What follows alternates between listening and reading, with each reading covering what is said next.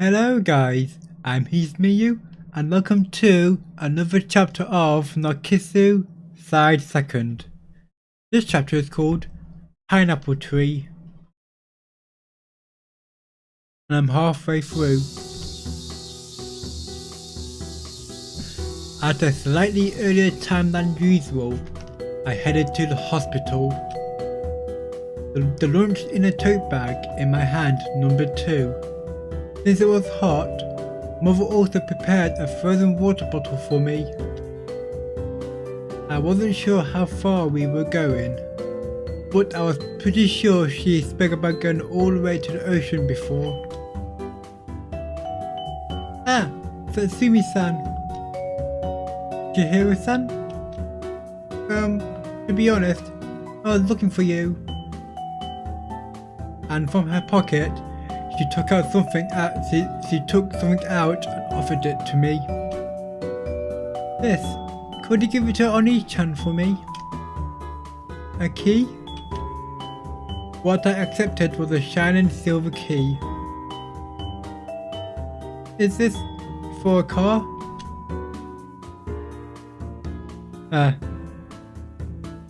He knows what he's going to do. Says he's going to help you helping. Yes. See, if you tell her it's parked in the rear parking lot, I think she'd understand.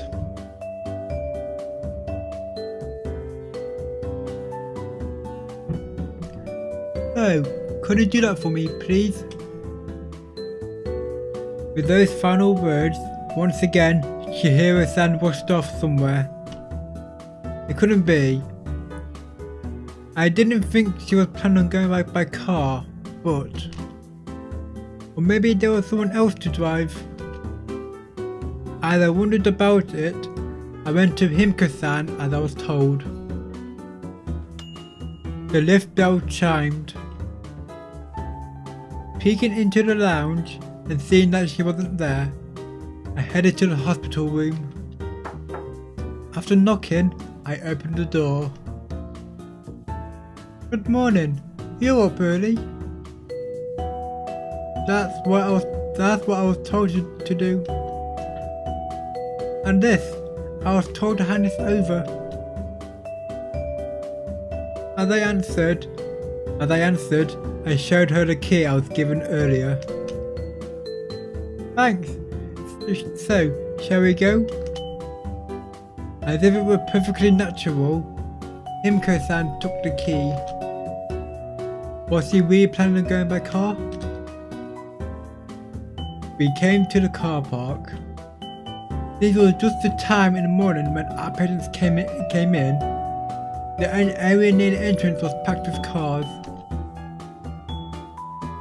And then, walking a while in the car park, as they came to the furthest part. There it is. It's been a while. The red sports car. She stopped in front of one car. A red coloured open top. However, that car, as far as I could see, was made for 2. At that point, the theory that it was some other driver vanished. So, it's a good car, isn't it? Never mind that. Is it okay to drive? Legally? Sure. That wasn't what I meant though. And she knows it, hence why legally. I'm just taking a drink of my tea.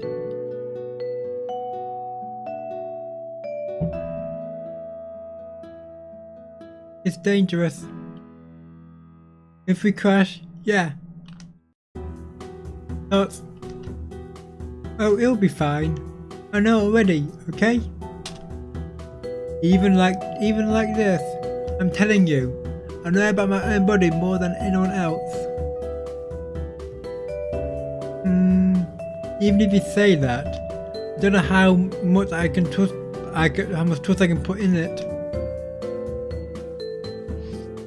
Look, even I wouldn't drive if I thought it'd be really dangerous. Really? Yes, the roads aren't just me driving by myself after all. The car door slammed shut. and after saying that, Himiko-san quietly got into the car. So, what are you going to do? There's a seat empty on one side here. Dots. Alright already.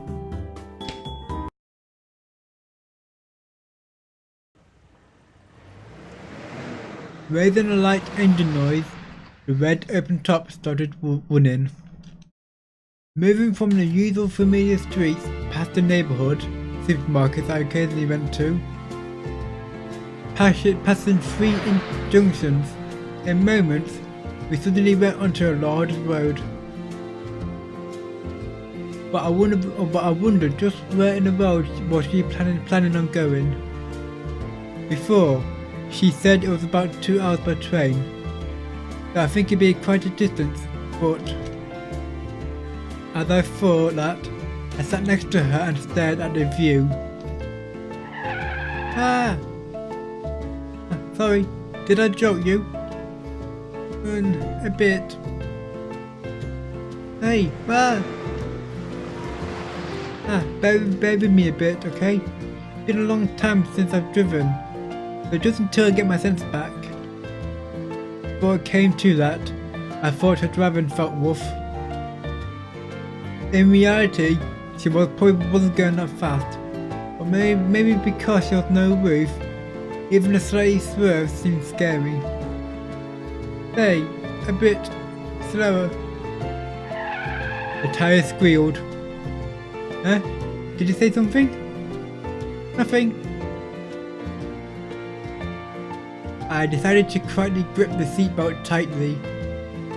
My hair was going to be a disaster from the wind, but I'll live with that. Already, the sight of me desperately gripping the seatbelt with both hands might have been a ridiculous looking. Huh? Hesmiyu, what are you doing? Don't worry about me.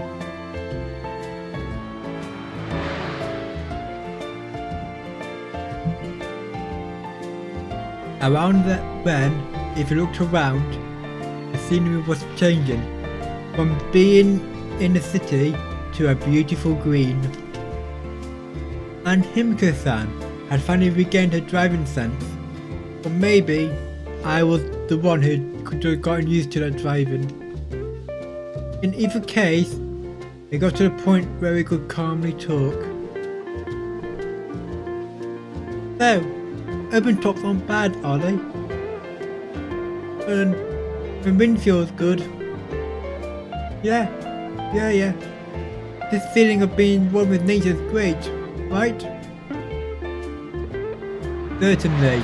I didn't think so in the city, but here in the middle of this natural place, it felt very liberating and nice.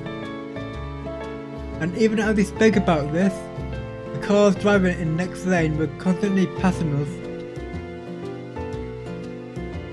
At first, I had thought Himiko-san's driving was scary, but it seemed that she was really driving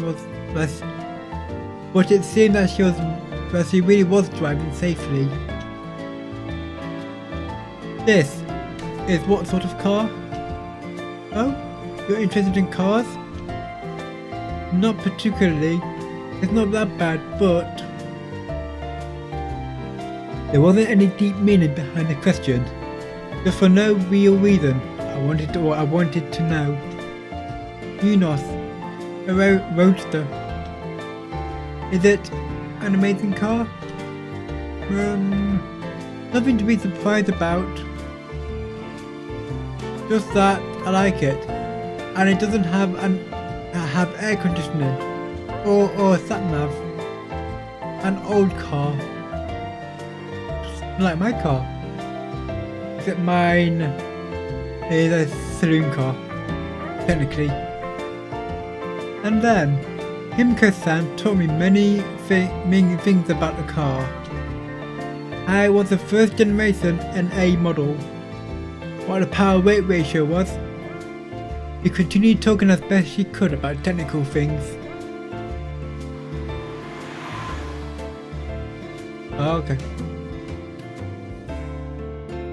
Hey, an AE-86 has passed us. Often known as a Toyota Corolla for those who haven't been exposed in the initial D series. Okay. As she spoke, she pointed at once out one car passing in the next lane. Getting passed by that, it somehow makes you angry, doesn't it?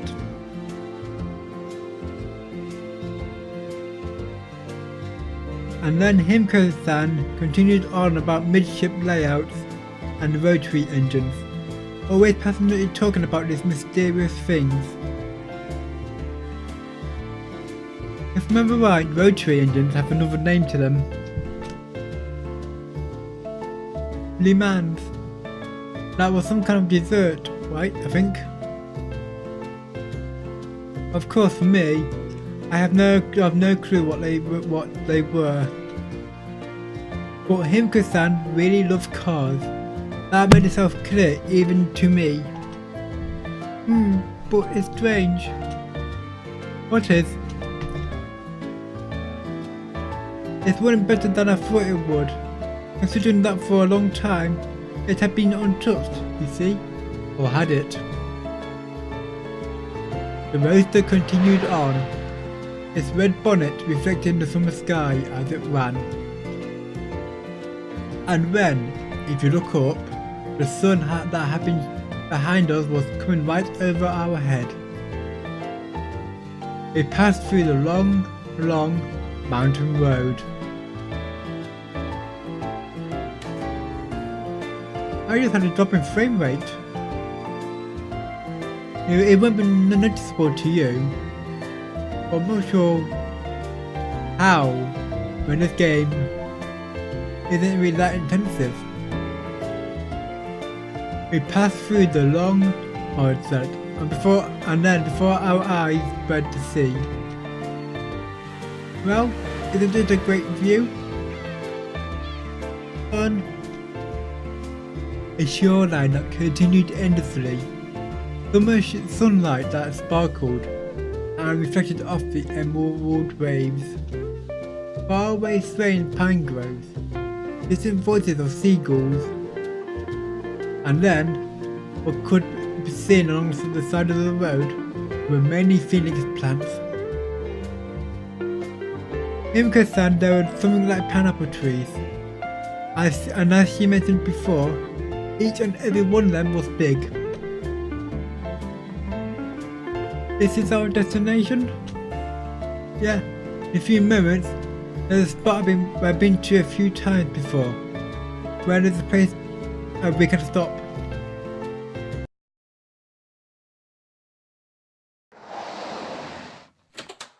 Okay, we're here. Along the road running parallel to the sea was a shoulder that seemed to be for emergency stopping. There was space for 2 or 3 cars to stop, but since there was no traffic, it wasn't likely that another car would come. Stopping the car in that area, we got out the car. Hey, what kind of juice do you want? Lemon tea. Roger? Just wait a bit. Who's Roger? Here you go. Mixed with the crashing of waves, the quick sound of pool tabs rang out.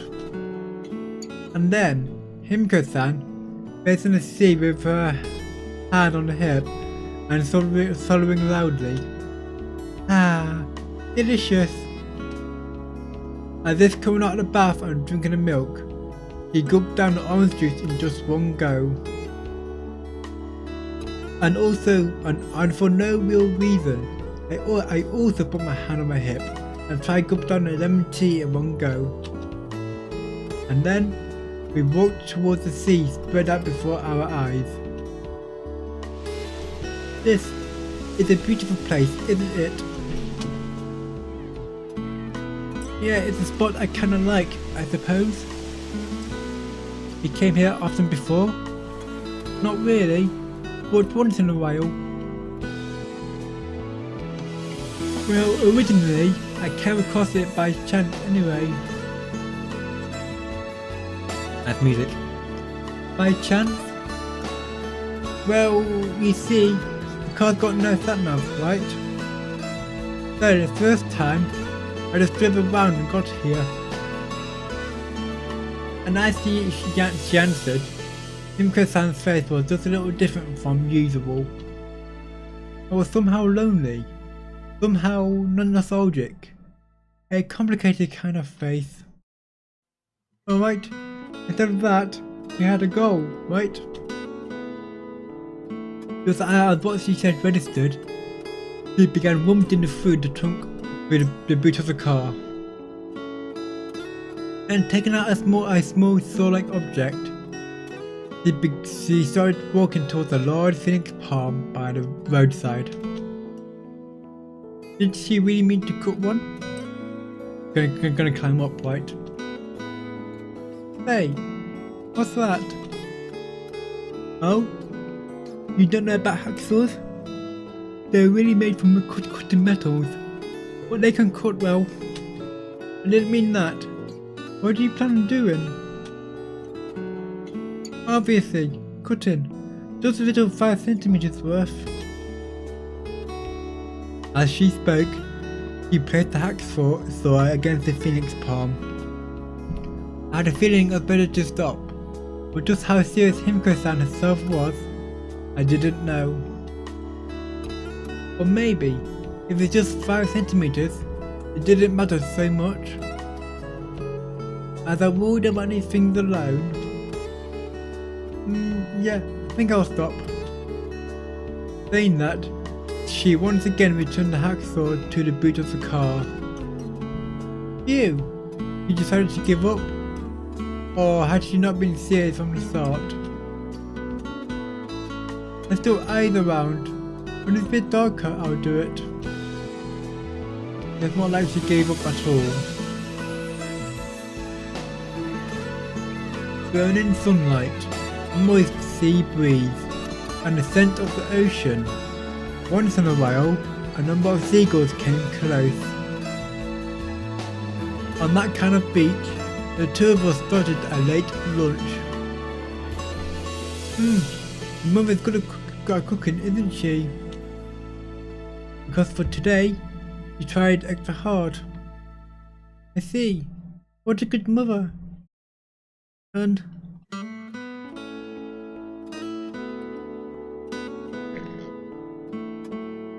yay for random yawns. Thinking about these things, we ate our lunch. Sitting upon the sheet Himiko-san prepared, it was a lunch party where the two of us put on straw hats to keep off the sun. Almost like pigeons like in the park. When we gave the seagulls crumbled croquettes, they fiercely snapped them up. Looking at the three figures, the two of us laughed. This feeling, how long had it been, I wonder? I couldn't help but think about it. Looks like he still thinks he liked them. The words came as she looked at the ships that were always there. Oh yeah, I hadn't told her. At those words, I couldn't help but fall silent. She had said it wasn't kindness. In other words, it probably meant that if I didn't like them, then it was kindness in saying so. Even I understood that. Understood, but raising in her hands, doing it for me. In front of such a happy mother, to say that sort of thing. Now just how sad it would make her. That much, even I knew. I felt something behind me. Eh? When I looked, Himiko-san was gently patting me on the back. As if calm and a crying child, she continued to pat my back. Well, there's no helping it. It's not as easy as just saying it after all. Himiko-san. Yeah, it'd be nice if someday you can just come out and say it, right? fun. You know, it's a really hard thing, but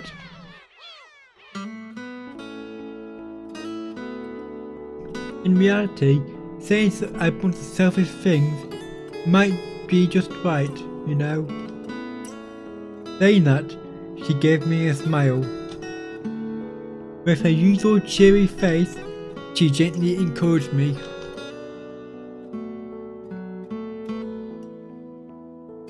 Nice ending. And the next one is called Vintage Wine, and this time there's menu music.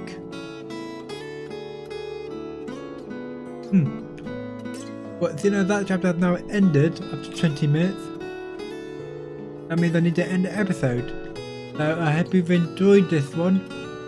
You can tune in next time for chapter 11, Vintage Wine. I'm Hesmiyu. Goodbye.